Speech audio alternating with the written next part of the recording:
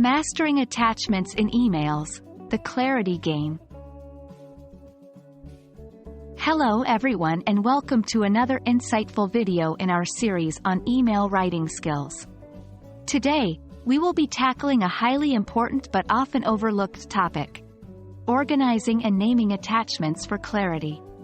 We have all experienced the frustration of receiving an email with a host of attachments labeled in an unclear and confusing manner.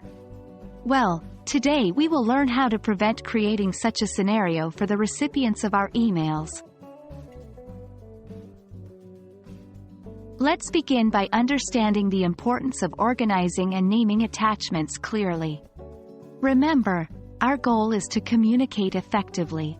This extends to not only the content of our email but also to the attachments we include. When our attachments are well organized and properly named, it can 1. Make it easier for the recipient to locate specific files. 2. Help prevent the recipient from overlooking important files. 3. Create a professional impression. Now, let's dive into the best practices for organizing attachments. 1. Limit the number of attachments. When possible, try to limit the number of attachments you're sending. This prevents the recipient from feeling overwhelmed. 2. Use folders.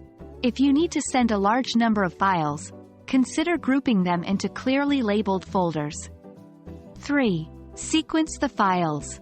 If the files need to be viewed in a certain order, number them appropriately to indicate this sequence. Now on to naming attachments. Your file names should be 1. Descriptive. The name should indicate what the file contains. For instance, if you're sending a project proposal, a good name could be Project Proposal _August 2023. 2.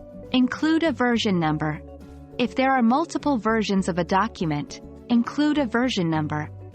For example, Project Proposal _August 2023 _V2. 3. Consistent. Keep your naming style consistent.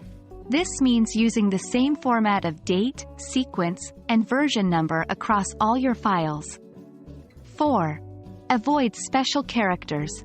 Stick to letters, numbers, hyphens, and underscores. Special characters can sometimes cause issues when the file is being downloaded or opened. Finally, when attaching your files, 1. Add a note in the email body referring to the attachment. This ensures the recipient knows there is an attachment and its relevance. 2. Double-check that you have attached all the necessary files, and that they are named correctly before hitting Send. And that wraps up our session on organizing and naming email attachments for clarity. Remember, a well-written email with properly organized and named attachments will not only communicate your message effectively but also create a lasting impression of professionalism and thoughtfulness. I hope you found this video useful. Keep practicing these techniques and you'll soon master the art of email attachments. See you in the next video.